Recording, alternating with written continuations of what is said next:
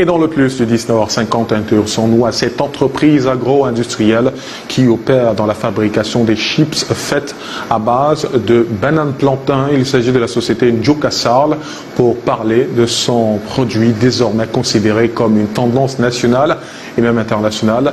Daryl Kande, directeur général de Njoka Sarl. Daryl, bonsoir. Qu'est-ce que les chips Njoka ont de particulier par rapport à d'autres produits made in Cameroun du même segment déjà disponible sur le marché? Bonsoir les Gislain. Alors merci pour cette excellente question qui me permet en fait de ressentir véritablement ce que c'est l'entreprise. Njoka, c'est une entreprise agroalimentaire qui existe depuis bientôt 10 mois. Et nous sommes disponibles dans plein de pays. Alors, s'il faut revenir à votre question, je dirais tout simplement que ce qui rend Njoka si particulier, c'est 3 points principalement. Le premier point, c'est au niveau du branding. Nous avons tenu à mettre un accent particulier autour du branding. Vous pouvez le constater avec le produit. Déjà, lorsque vous l'achetez, c'est un carton. Dans ce carton, nous avons respecté toutes les normes en termes d'étiquetage. À côté du carton, vous avez un plastique alimentaire, ce qui est différent de ce que nous faisons. Voilà ce que nous rencontrons généralement dans les routes. Donc, vous avez généralement des plastiques dans les routes qui sont à l'huile ou alors, disons, au pétrole et qui sont très toxiques pour la santé. Donc, nous avons mis un accent particulier au niveau des plastiques alimentaires pour pouvoir garantir la santé de nos consommateurs. À côté de cela, lorsque vous allez prendre le carton, bien évidemment, vous allez trouver une lingette qui montre en fait que nous mettons une fois de plus l'accent sur la santé. Le deuxième point qui crée une certaine particularité autour de notre produit, je dirais tout simplement que c'est la qualité. Au niveau de notre usine, nous avons principalement 13 points de contrôle qui nous permettent en fait à la sortie de notre produit de se rassurer que ça respecte toutes les normes en ce qui concerne la qualité, l'hygiène, la sécurité et l'environnement. C'est la raison pour laquelle tout récemment, nous avons reçu une certification de l'ANOR, l'Agence des normes et de la qualité du Cameroun, qui atteste en fait que notre produit respecte, comme je le disais, toutes les normes. Alors, vous venez du Togo, vous avez remporté un prix. Quels sont les critères qui vous ont permis d'être lauréat de l'OAPI comme étant la meilleure marque régionale? Alors, pour cette année, nous étions en compétition avec 200 autres marques et nous avons été classés dans la catégorie de la marque régionale.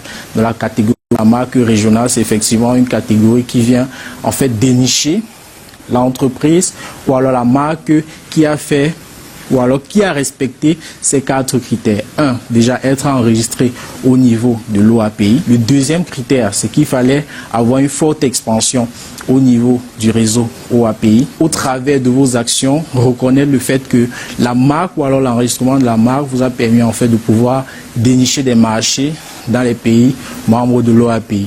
Le troisième point, c'était au niveau de l'impact socio-économique que votre produit apporte auprès de la population. Ce que j'ai envie de dire aujourd'hui, c'est que l'entreprise Njoka, c'est 10 mois.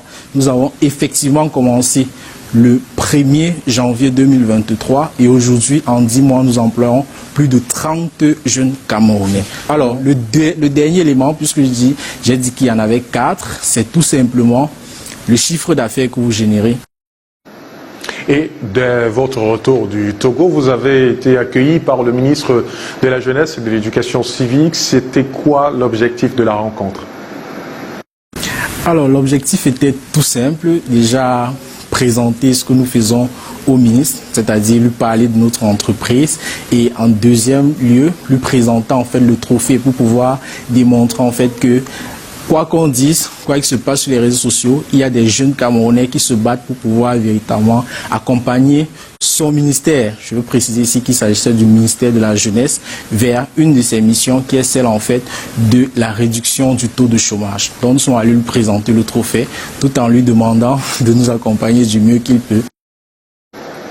Et pour terminer à présent, est-ce que vous comptez vous arrêter là? Sinon, quelles sont vos ambitions sur les 5 prochaines années?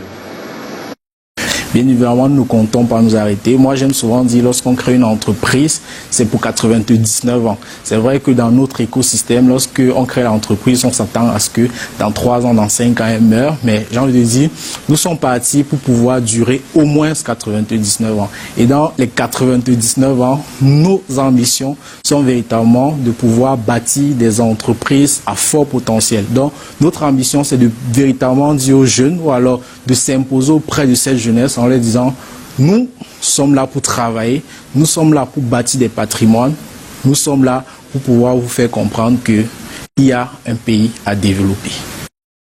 Merci beaucoup Daryl Lecandeux. Je rappelle que vous êtes le directeur général de Njoka.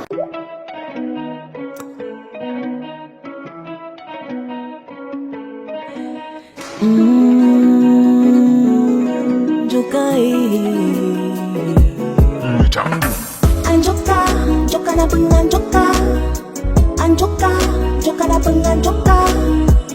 Njoka na beng, I believe bongo, I believe qualité. Njoka na beng, I believe saveur, I believe packaging.